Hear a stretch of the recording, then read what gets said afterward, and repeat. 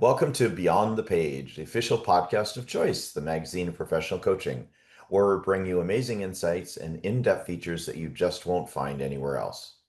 I'm your host, Gary Schleifer, and I'm excited to expand your learning as we dive into the latest articles, have a chat with the brilliant author behind them, and uncover the learnings that are transforming the coaching world. When you have a chance, join our vibrant community of coaching professionals as we explore groundbreaking ideas, sharing expert tips and techniques, and making a real difference in our lives. This is your go-to resource for all things coaching. So let's dive in. In today's episode, I'm speaking with Vice President of ICF Certified Coach at Carrie Abner, who's the author of an article in our latest issue, Coaching Anti-Racism and the Backlash Against DEI. The article is entitled Ensuring Fairness, ICF's Commitment to Equity in Credentialing. A little about Carrie. She has her CAE and is an associate management executive with a passion for bringing together diverse communities to generate and execute a common mission. Perfect place for you at ICF to do that. Carrie, thank you so much for joining me today. Thanks so much for having me. I'm delighted to be here, Carrie. Yeah. Well, it's interesting how this article came about because we were having a conversation about something entirely different, and you were telling me what you had spurred, and we're going to find out more about that today. And it really piqued my interest because it hit right smack into two of my main values, which is fairness and equity.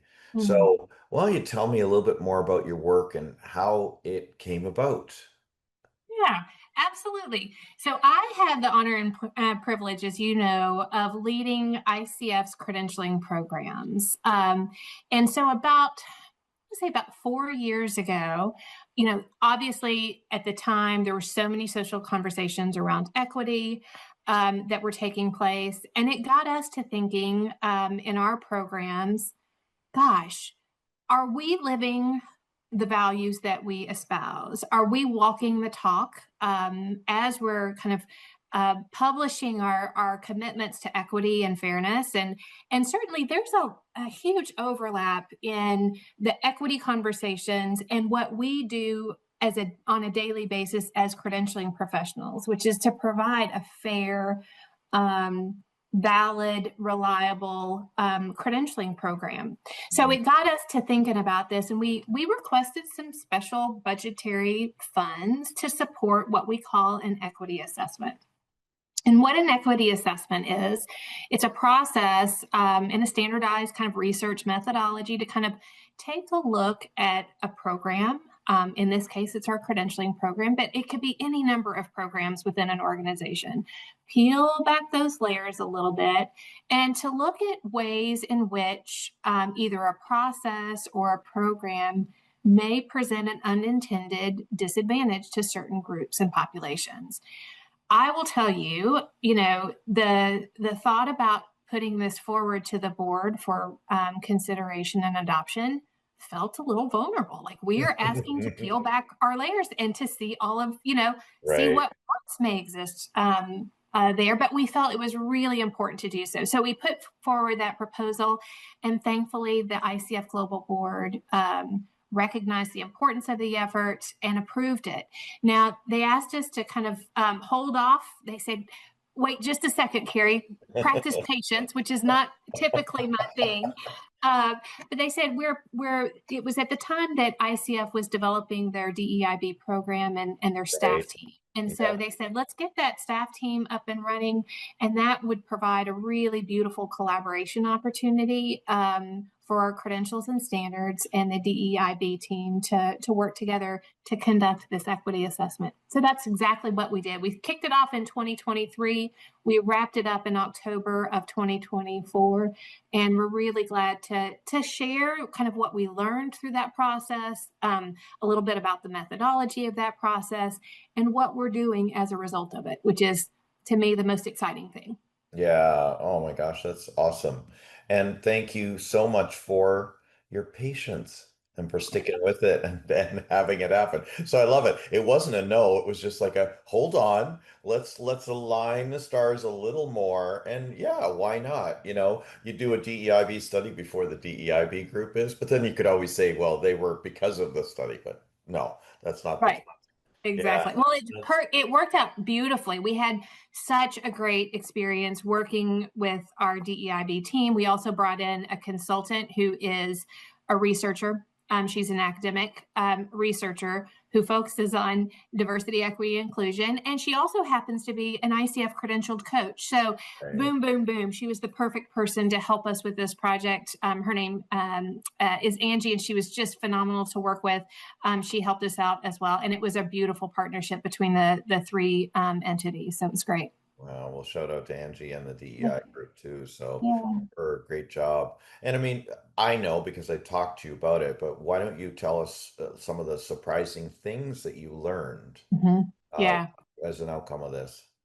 Well, when we started working with Dr. Angie Carter, our consultant, and Akina Finch and the DEIB team, one of the things that came to the forefront very quickly is that, gosh, we need more data. Mm, So that was very clear up front, that we needed to collect some important data so that we could even make fair evaluations of where we were in our process. Um, and so we worked for probably 3 or 4 months. A lot of our effort was getting the mechanisms in place to ask really good questions of our candidates, our credential holders, and other stakeholders within our community, and then to collect that data and to analyze it. So that was a big effort up front.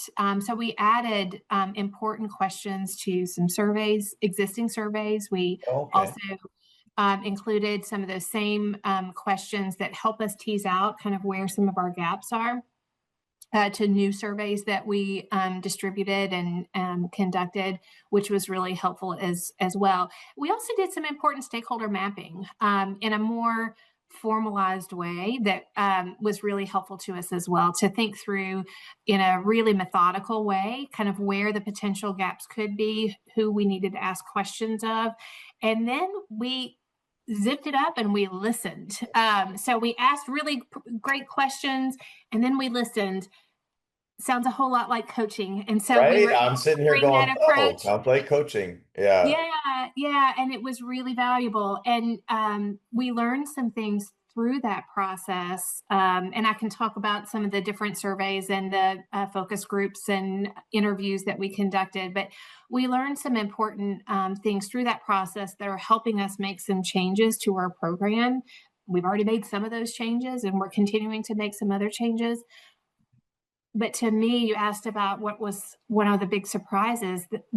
To me, just the act of the exercise of determining what questions we needed to ask and integrating those questions in a standardized way to our surveys, to our focus group protocols, et cetera. That is something that is going to help us in the long term, because the more information that we get from our community of stakeholders, the better informed decisions we can make about how to improve our program on a continuing basis, right? Not just right now through this Yeah. particular phase of the project, but for the long term. Yeah.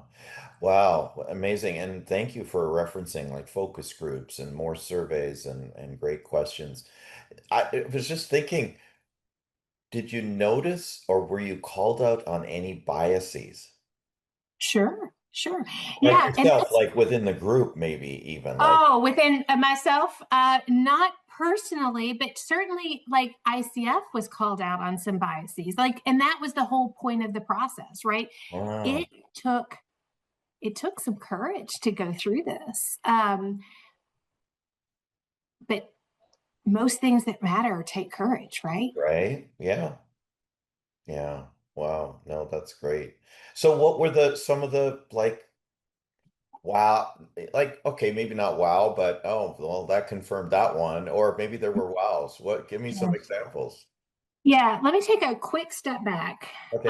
because I want to talk a little bit like to put some context to the wows, because there were some Okay. wows. Yeah.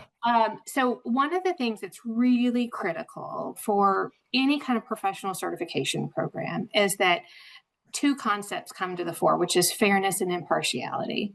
At the end of the day, a certification program, in ICF's terminology, we call it credentialing, but it's a professional certification program, regardless of the professional practice, is a quality assurance to consumers of that practice. So, for instance, the American Medical Boards is a certifying body. I mean, of course, it's a regulated profession and there's a license that's required, but it's a similar type of process. And they want to make sure that doctors who are practicing safely and not putting their patients at risk, right?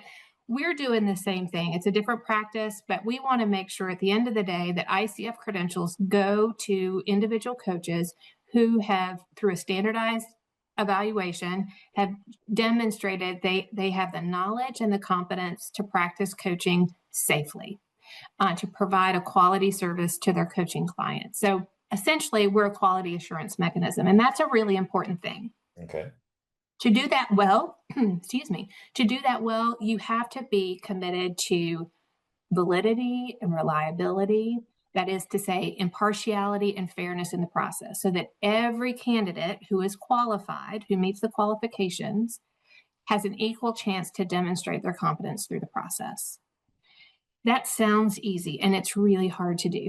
I was going to say, it does not sound easy. It's easy to say, but not easy. How about that? It's easy to say, but a little harder to deliver on. Exactly. And it relies on having processes and mechanisms to measure competence in a valid way, in a standardized and valid way. So that's at the core of any kind of professional certification program and body that is committed to, providing high quality certifications that meet, accepted global standards for practice. So there's a large overlap, right, with that and with the equity work.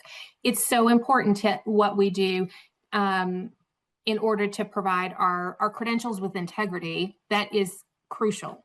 It's fundamental. And so, one of the things that we started kind of taking a look at and asking about is we looked at our performance evaluation process.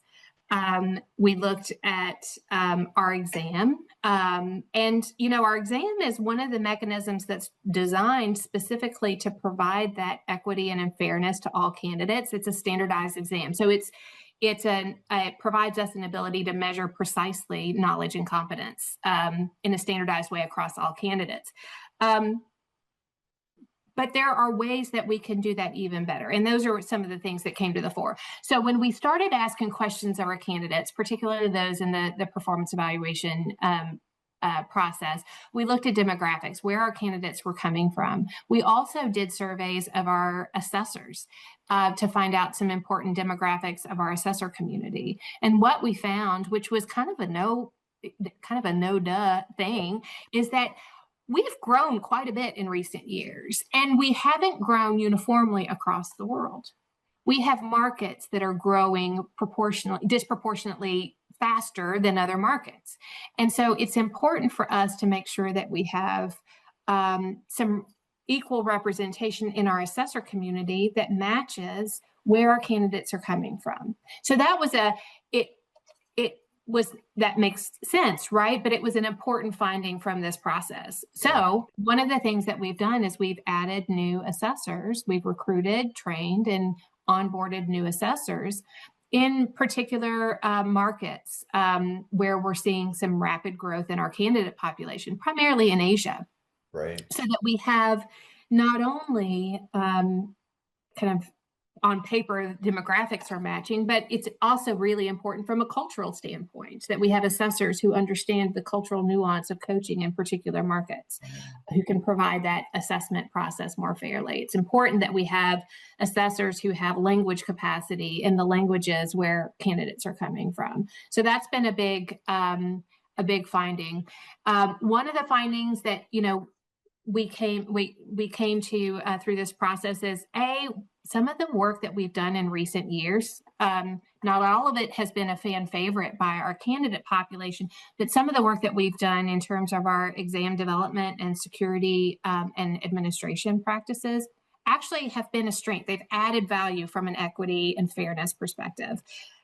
Um, Having a proctored exam adds fairness to our process. It's not always the most beloved part of our process by any stretch of the imagination, but it adds fairness. Carrie, honestly, who really loves having a test? Okay. No one, no So one. there you go. Said no one. Exactly. But it does add fairness. It's an important part to make sure that every candidate is assessed in similar circumstances and have an equal chance of demonstrating their knowledge and competence. However, we did find from our focus groups and interviews with candidates that while we've added a lot to our exam accommodations request process, there's more that we could do, both in terms of the structure of our exams and how they're delivered, as well as particular exam accommodations, the documentation that we require, and all of that. So we've made some important changes there as well, which have, not just benefited candidates with disabilities, but some of those changes have benefited all of our candidate population. So it's kind of using universal design practices to help improve our exam experience for everyone. And in the process, also improving the experience for candidates who may need a special adjustment or an accommodation to meet their needs. Well, on behalf of my business bestie out in California, she knows who she is. I was really wanted this because of her accommodation requirements as she heads into her PCC testing. So Mm. stay tuned over there at ICF or whatever. I'm not exactly sure what she needs, but I know she needs a couple of some accommodations. So thank you for that. What I'm Yeah. also hearing is that there's some processes that need to stay in place, like where are the areas of growth and how many assessors do we have to meet that, right? Like continuously being aware of where we're growing, where the needs are, right? So there's things like that. And that's where kind of that early work on data collection, identifying the data that we needed, Mhm. and creating mechanisms to collect that data consistently and building that into our standardized process.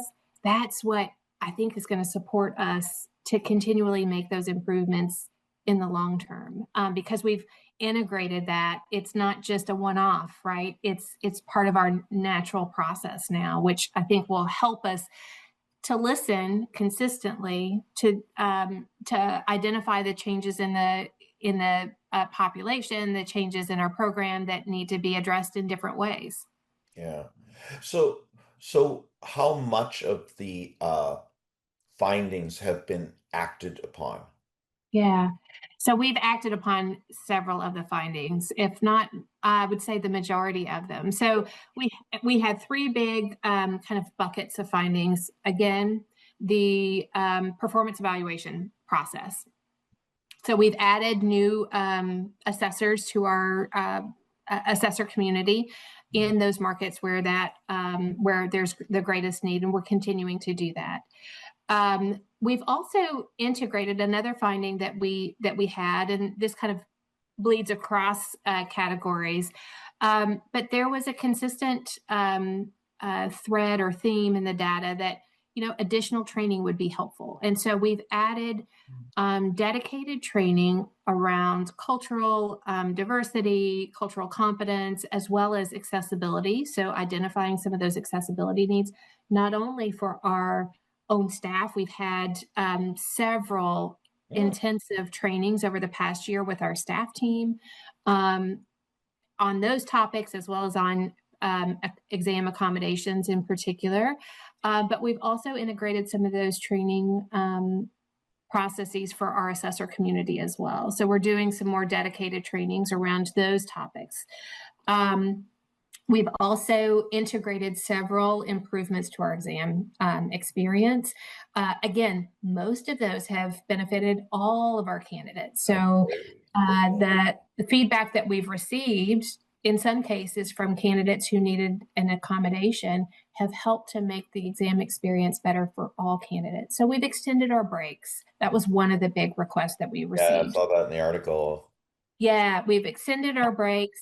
We're pilot testing some new functionality in one of our exams, which so far is going really well. In the ACC exam, we're pilot testing new functionality in the exam platform that allows candidates to highlight text to strike through text and to change the color display on the monitor. So if it's easier to read with blue font on a yellow, background rather than black and white, candidates who are taking that particular exam can make that adjustment. If they want to strike through a response option, for instance, to take that off the table as they're trying to answer a question, they can do that, or they can highlight text in a question. If that turns out to be as positive as it looks so far, we're going to be integrating that into all of our exams in the next publication cycle. So that will also be a big improvement. And we've also, one of the things that we heard from through this process is that more exam prep would be helpful so that candidates knew what they were walking into before they sat down for their exam. Taking an exam, as you talked about earlier, is one of the most anxiety-provoking experiences. I've done it to earn my CAE. It was really anxious. I was really anxious. And then I had to wait for 6 weeks to hear my results. Thankfully, we're able to give results on the day of, but a lot of testing programs make candidates wait for a long time. But we want to reduce that to the extent possible.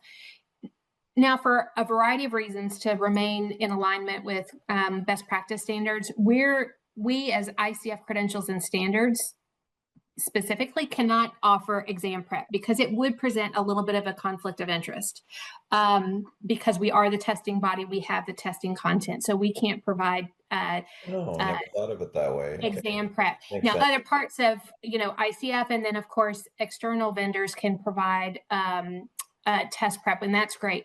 But one thing that we can do is provide more information to candidates about the exam experience.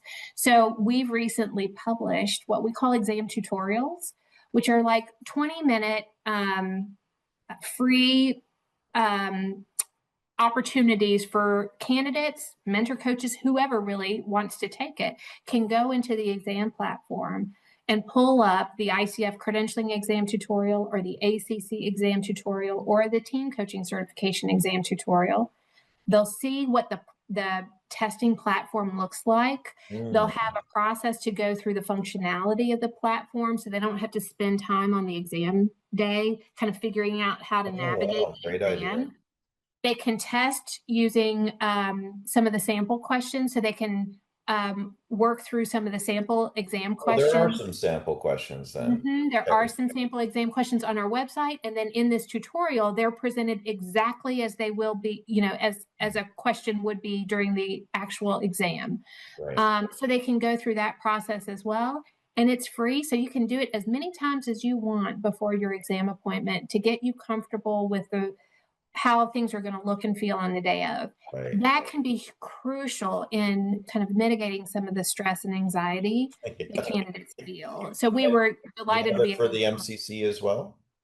It's for all three of our exams. So if you have to take an exam through Pearson VUE, these exam tutorials are available on the ICF landing page in the Pearson VUE website. And I can share that link with you directly so that candidates can go straight to it. But it's a huge benefit, in addition to, of course, our candidate guides and all of the information that we provide to candidates to prepare them for their exam appointment.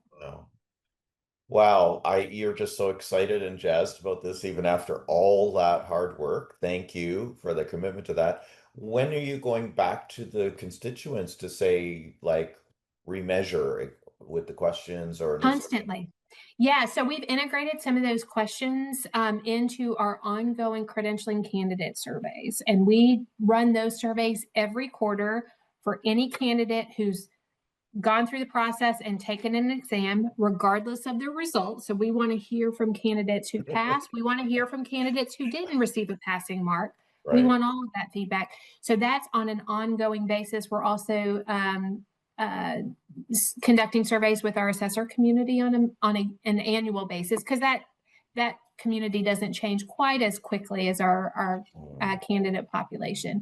So that is built into our process now, which is really valuable. And we pay attention. I read every word, every comment that is submitted as part of those credentialing candidate surveys every quarter. So there's no AI Carrie behind it. No. And there are a lot of words that are submitted, so it's really Okay. helpful. Especially the ones that don't get a passing grade. I have It's a lot more to say than the ones that pass. But it's so important to get Right. that Oh, feedback. yeah. And we're not able to act on every single comment that's submitted, of course, but we pay attention. We do some analysis of those comments and the feedback so that, you know, those trending themes come to our attention very quickly and clearly so that we can make those process improvements where we're able to do that. But as long as they don't compromise exam security, Right. yeah, we want to make sure that the candidates have, again, we'll go back to that theme. Taking a high stakes proctored exam is the least favorite activity of most people I know.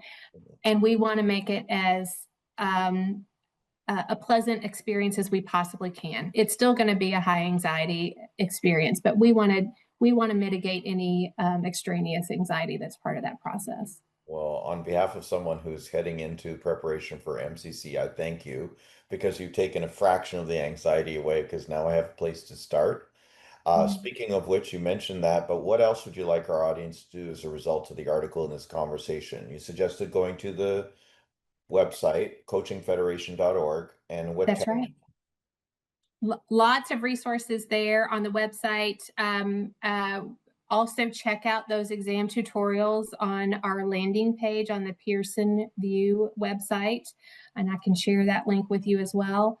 One of the most powerful things that and our credential holder population can do, which we have valued so much through this process, is to share your voice. So when you get a survey, um, if you have, you know, the time to pause and share your feedback, share your experience with us, that makes a difference. And we know it takes time, and we really value those who set aside some time to provide their experience and their insights, so that we can improve our process on an ongoing basis. It's so valuable. So to our listeners, ICF is listening. Yes. Speak to them. Awesome. Carrie, thank you so much. What's the best way to reach you? You can reach me at carrie.abner@coachingfederation.org. Awesome. Again, thank you so much. I can just see your heart and all of your energy surrounding this whole project and ongoingly. So thank you very much, not just for the article and the conversation, but for what you've done and what you're doing. Thank you, Gary. That means a lot. And this is where my heart is. So it's a pleasure to be able to share it with your readers and with your listeners. And so Thank thank you. you for the opportunity to be here with you today and have really enjoyed our conversation. It's always good to see you. And you too. We'll see you soon. And we'll be putting those links in the chat below this conversation. So stay tuned. That's it for this episode of Beyond the Page. For more episodes, subscribe via your favorite podcast app, most likely the one that got you here. If you're not a subscriber to Choice Magazine, you can sign up for free digital issue by scanning the QR code in the top right-hand corner of my screen. If you're listening and not watching, go to choice-online.com and click the Sign Up Now button. I'm Gary Schleifer. Enjoy the journey of mastery.